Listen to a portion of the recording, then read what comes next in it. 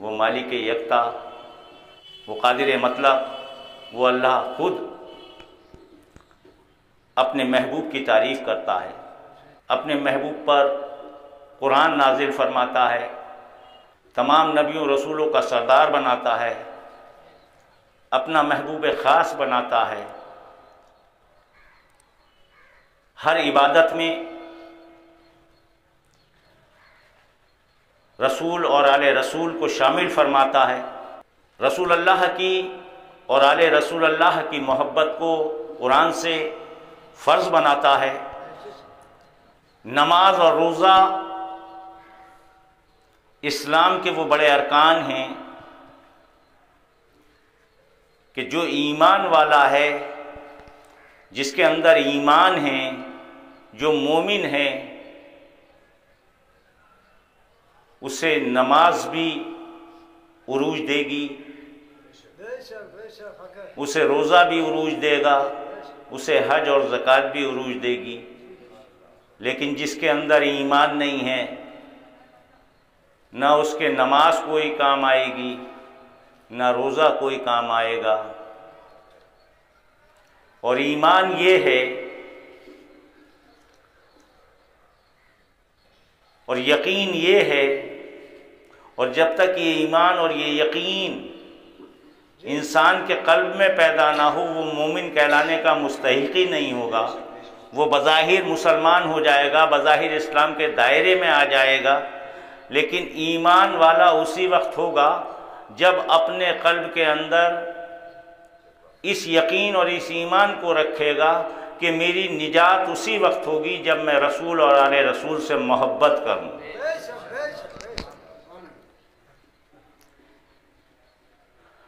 محبت رسول اور آل رسول ایمان ہیں، اور نماز، روزہ، حج، زکوٰۃ اسلام ہیں۔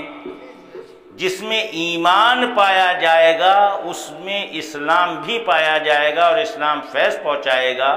لیکن محض کسی کے پاس اسلام ہوگا تو ضروری نہیں ہے اس کے پاس ایمان ہو۔ تو ایمان سے ہی ہماری نجات ہونی ہے، نماز سے ہماری بخشش نہیں ہوگی، روزے سے ہماری بخشش نہیں ہوگی، ہماری بخشش ہمارے ایمان سے ہوگی۔ اور یہی وجہ ہے کہ ایک روایت ہے بڑی، آپ لوگوں نے سنا ہوگا کہ جب انسان کل نفس ذائقۃ الموت کے تحت موت کا ذائقہ چکھ کر قبر میں جاتا ہے، اور ضروری نہیں ہے وہ قبر میں جائے، بہت سے لوگ ایسے ہیں انہیں قبر ہی نہیں ملتی۔ میدان کربلا میں کربلا والوں کو قبر ہی نہیں ملی، بات کو ملی، چٹیل میدان میں ایسی لاشیں پڑے رہے۔ تو یہ ایک سمجھانے کے لیے کہا جاتا ہے قبر میں جب آئے گا تو فرشتے سوال کریں گے، نہیں، موت کے ایک دم بعد فرشتے سوال کریں گے، وہ کہیں بھی کسی قبر میں ہو، کسی گڈھے میں ہو، کسی میدان میں ہو، کسی پہاڑ پر ہو، چاہے کہیں بھی موت آ جائے، قبر میں دفن کیا جائے یا نہ دفن کیا جائے، تو اس سے سوال ہوں گے دین اور اسلام کے بارے میں۔ لیکن اصل سوال یہی ہوگا کیا اسے پہچانتے ہو؟ یا تو شبیہ ہوگی خود یا آقا ہوں گے۔ تو ایمان پتہ چلا، نہ نماز ہے، نہ روزہ ہے، نہ حج ہے، نہ زکوٰۃ ہے۔ اگر ایمان ہے تو یہ ہے کہ اللہ سوال کرے گا اپنے بندے سے، اور فرشتوں سے اگر کروائے گا تو یہ کروائے گا کیا اس ذات کو پہچانتے ہو؟ اسی لیے میرے بڑے دادا حضرت مفتی عبدالسلام سمجھے علیہ رحمہ کا شعر ہے، وہ فرماتے ہیں سنا ہے کہ حضرت قبر میں تشریف لاتے ہیں۔ حدیث یہ ہے کہ مرنے کے بعد، موت کے ایک دم بعد فرشتے آ جائیں گے، جیسی تخلیہ ہوگا اکیلی لاش رہ جائے گی تو اس لاش کے پاس آئیں گے اور اس سے سوال کریں گے، تو پتہ چلا کہ موت تو آئی، انسان مر تو گیا، اب لاش سے کیا سوال جواب ہو رہا ہے؟ تو پتہ چلا اب لاش نہیں ہے، بس وہ موت کا ذائقہ چکھا ہے اور ایک دم پھر موجود ہے، پھر وہ موجود ہے، تبھی تو اس سے سوال ہو رہے ہیں، فرشتے پوچھ رہے ہیں۔ اللہ کے حکم سے پوچھ رہے ہیں۔ اور حدیث یہ ہے یا تو آقا خود تشریف لائیں گے اور فرشتے سوال کریں گے بتاؤ انہیں پہچانتے ہو، اور ایک یہ ہے آپ کی شبیہ مبارک۔ شبیہ مبارک عربی کا لفظ ہے، اسے انگلش میں فوٹو کہتے ہیں، اردو میں تصویر کہتے ہیں، ہندی میں چتر کہتے ہیں۔ اب یہ سوال ہے فوٹو کھنچوانا کیسا ہے، فوٹو بنوانا کیسا ہے، زندہ کا کیسا ہے؟ حیات النبی جو ہمیشہ سے ازل سے نبی ہیں، رسول ہیں، ابد تک رہیں گے، بعد ابد رہیں گے، تمام نبیوں کے سردار ہیں، ان کی شبیہ موجود ہے۔ یہ ایک جملہ مترادف تھا، آ گیا ذہن میں تو میں نے بیان کر دیا۔ تو سنا ہے کہ حضرت قبر میں تشریف لاتے ہیں تو اے دوستو ہم مرتے نہیں جینے کو جاتے ہیں۔ تو دوستو ہم مرتے نہیں جینے کو جاتے ہیں۔ حقیقت یہ ہے یہ جو موت ہوگی ہماری دنیاوی یہ وقتی لمحات کے لیے ہوگی اور پھر ہمیشہ کے لیے ابدی زندگی ہوگی۔ ابھی استادی حضرت شاہ مفتی علی ہارون وارثی علیہ رحمہ و رضوان اکثر ایک شعر پڑھا کرتے تھے۔ اس وقت میری سمجھ میں نہیں آتا تھا، آج بھی پوری طرح سمجھ میں نہیں آتا، جتنا سمجھ میں آیا ہے بیان کرے دیتا ہوں۔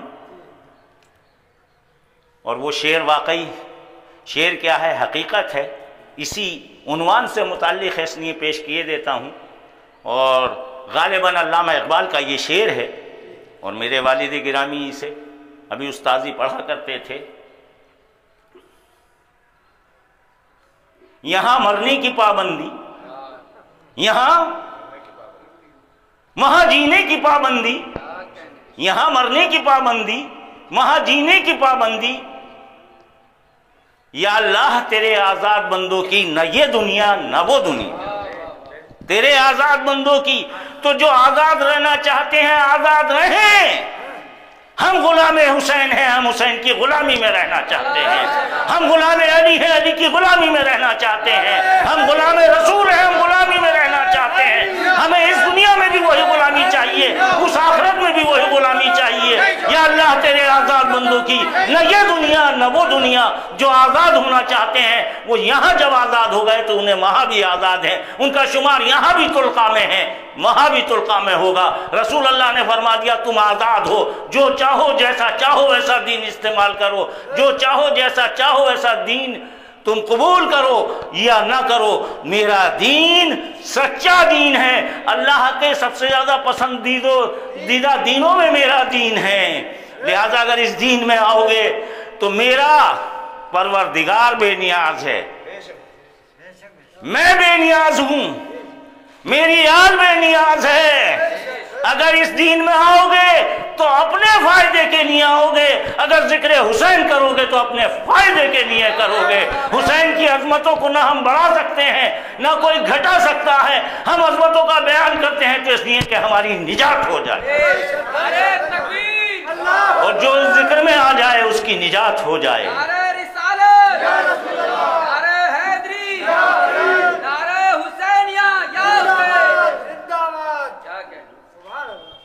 اب جو فیصلہ ہونا تھا ہو گیا، ایک دم ہو گیا۔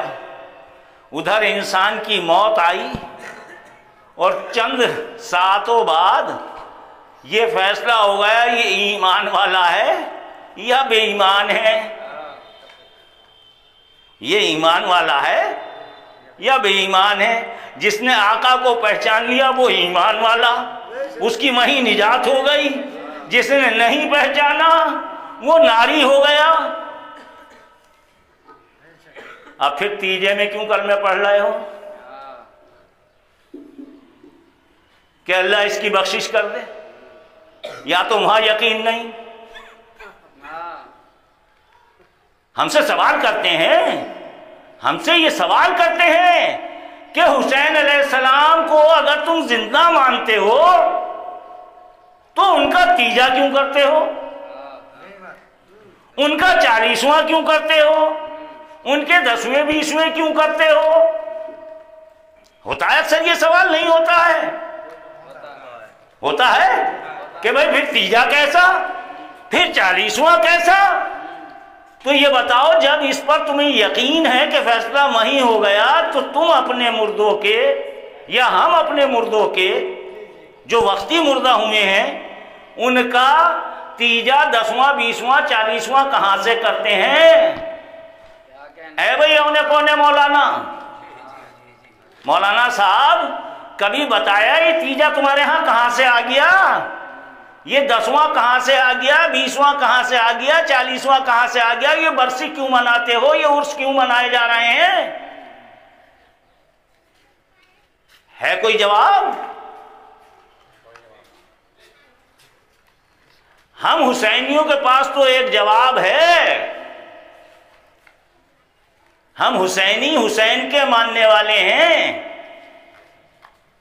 ہم آل رسول کے ماننے والے ہیں، اور جو رسول اللہ کا احترام کرتے ہیں، جو رسول اللہ کی عظمت سمجھتے ہیں، ہم آل رسول کی بھی وہی عظمت رکھتے ہیں اور سمجھتے ہیں اور مانتے ہیں اور کہتے ہیں جو رسول کی عظمت ہے وہی آل رسول کی عظمت ہے.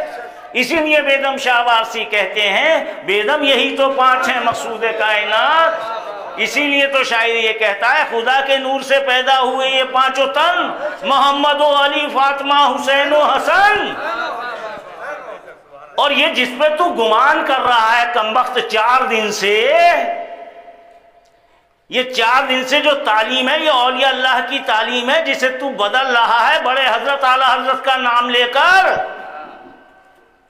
ارے کمبخت غور کر، تو اگر ماننے والا ہے اعلی حضرت کا تو پھر یہ بتا اعلی حضرت کیا کہہ رہے ہیں؟ تو ہے عین نور، تیرا سب گھرانہ نور کا، تیری نسل پاک میں ہے بچہ بچہ نور کا. ارے کمبخت تیری سمجھ میں آج تک نہیں آیا؟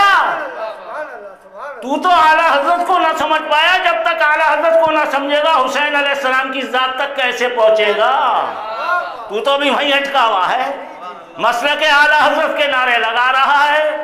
ہم ہیں مسلک حسین والے، ہم ہیں مسلک اولیاء اللہ والے، ہم ہیں مسلک پنجتن والے، اور اعلیٰ حضرت کو بھی جو کچھ ملا ہے اسی مسلک سے ملا ہے. ان کا اصل مسلک یہ ہے. تو 4 دن سے یہ نعرے لگا رہا ہے، لوگوں کو گمراہ کر رہا ہے. ارے مسلک اعلیٰ حضرت حقیقت میں مسلک حسین ہے. نعرے لگاؤ مسلک حسین زندہ باد، مسلک پنجتن زندہ باد، مسلک اولیاء اللہ زندہ باد. گمراہ مت کرو، بہت گمراہ کر لیا. اب تیجا کیا ہے، 10واں کیا ہے؟ ارے عام مسلمان کے بارے میں تو تیجا 10واں 20واں 40واں کر رہا ہے، اور یہ مان کے کر رہا ہے کہ حقیقتاً یہ وقتی مردہ تھے. اسی لیے تو قبرستان میں جا کے کہہ رہا ہے السلام علیکم اہل القبور. ارے تو مان کیا رہا ہے، کر کیا رہا ہے؟ ارے ہم یہ تیجا 10واں 20واں 40واں کرتے ہیں عظمتوں کا اقرار کرانے کے لیے اللہ کی بارگاہ میں کہ اور عظمتیں بڑھاؤ اللہ، اس ہمارے مومن کی، اس ایمان والے ہمارے بھائی کی، مسلمان کی، اور جو تمام مسلمانوں کے یہاں کے بھی سردار ہیں اور جنت کے سردار ہیں ان کی بلندی کا تو کیا کہنا. ان کا ہم اگر ذکر کرتے ہیں تو اس لیے کہ اللہ اس ذکر کے صدقے ہمیں بلند بنا دے، ہماری نجات فرما دے. یہ فرق ہے.